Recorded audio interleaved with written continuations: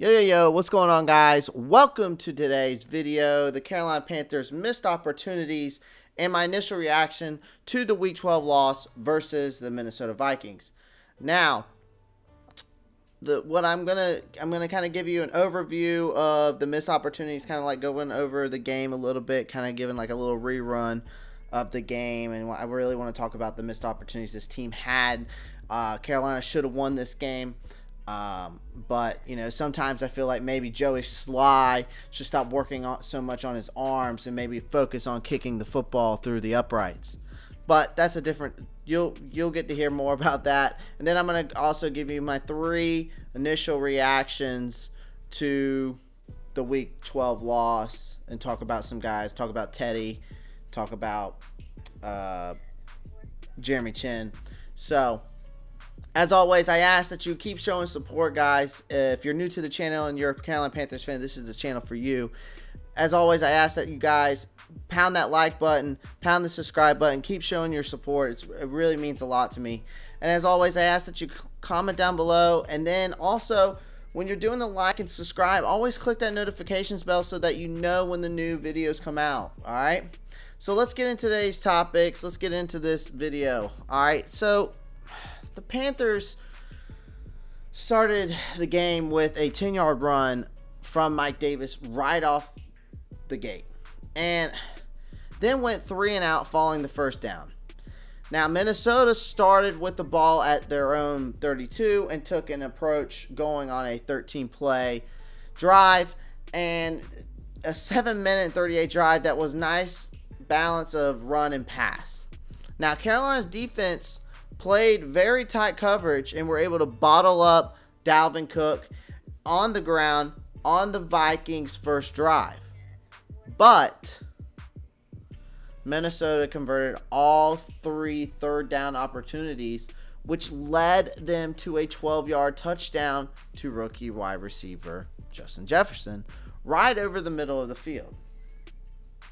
Now, Carolina found a little rhythm offensively thanks to the combined rushing attack of Mike Davis and Trenton Cannon and Rodney Smith, but stalled out in the red zone as Teddy Bridgewater threw an interception to Eric Kendricks. The pass was intended for running back Mike Davis over the middle of the field, and although it was a tight window, it appeared that Davis pulled up at the end, anticipating the hit. Now, fortunately for the Panthers, the Vikings were unable to capitalize on the turnover, keeping the game at 7-0. Now, on the Panthers' next offensive drive, if you remember correctly, Teddy began to settle down, starting hitting his throws.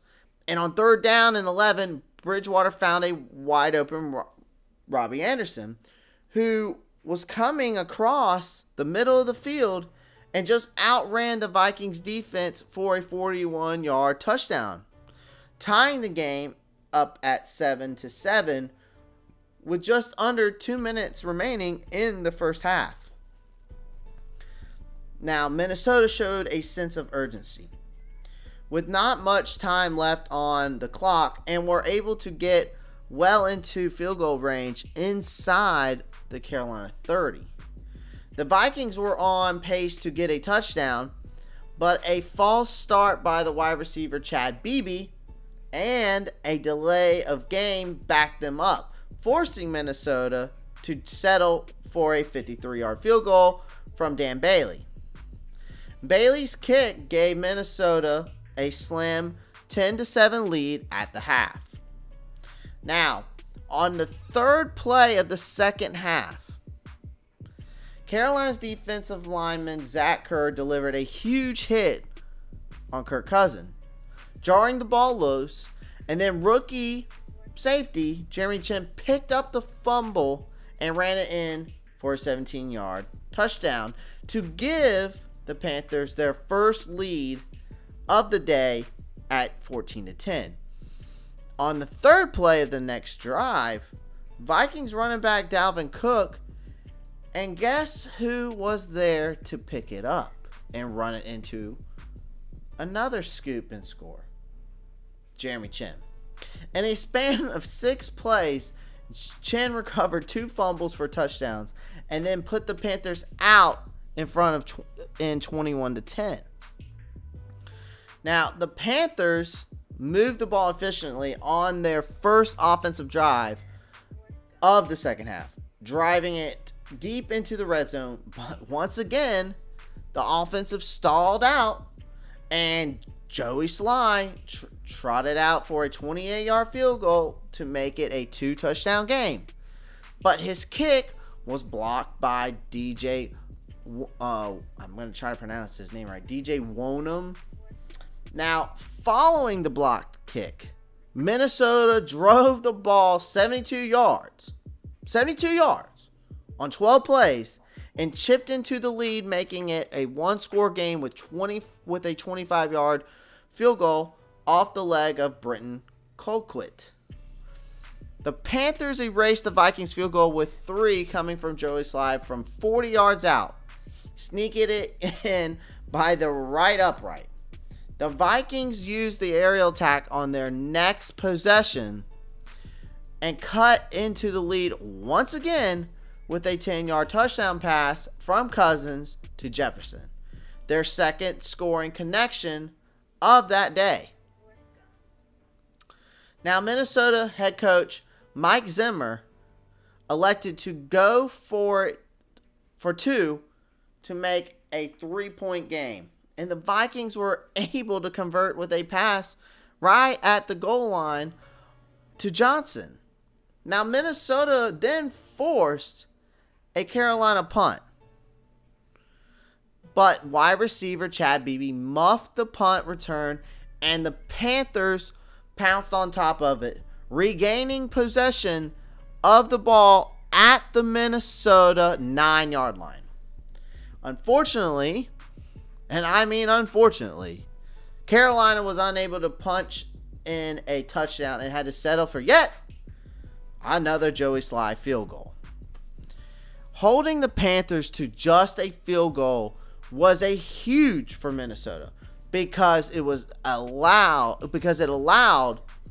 Kirk Cousins to drive 75 yards down in 7 plays to retake the lead on a 10-yard touchdown pass to Chad Beebe, who just minutes prior fumbled the punt. The only problem for Minnesota is that they gave the Panthers just a tad too much time left on the clock, 46 seconds, to get into field goal range. On first down, Teddy Bridgewater heaved up a deep ball to Curtis Samuel for 35 yards, and then 2 plays later, he found Robbie Anderson for a gain of 12 to set a chance to win the game for Sly. Sly had the leg, but pushed it wide left, and it was way off by a good bit. Minnesota was able to hang on by the skin of their teeth with a 28-27 win. Now, before we get into my initial reactions, I just gave you the whole overview of what happened through the game. And every opportunity, Carolina was in the red zone and did not score. Another thing is we can blame Teddy Bridgewater for his play. That's one thing we can do. But we did not utilize Mike Davis correctly in this game. But I'm going to get more into that. So let's now get into my initial reactions. All right. Since I just gave you my overview, let's get into my initial reactions now. All right. So the first of my initial reactions was that Jeremy Chinn solidified his case for Defensive Rookie of the Year. Jeremy Chinn absolutely took this game into his own hands. At the start of the third quarter, he had 2 fumbles, recovers, that he brought back for touchdowns on consecutive plays. He always seems to be in the right place at the right time. And that is not by coincidence. He is an extremely impressive rookie to watch. And week in and week out, and Panther fans should not take him for granted. He ended the game with 13 total tackles, which led the team. This game solidified his case for Defensive Rookie of the Year award. My next reaction, like I said, I was going to talk about this. Teddy Bridgewater was shaky in his return to Minnesota. Bridgewater was really inconsistent in his return to Minnesota. He would follow a great accurate throw with a throw that was nowhere near his receiver. He proves to be a fine game manager, but should not be considered the long-term option for Carolina.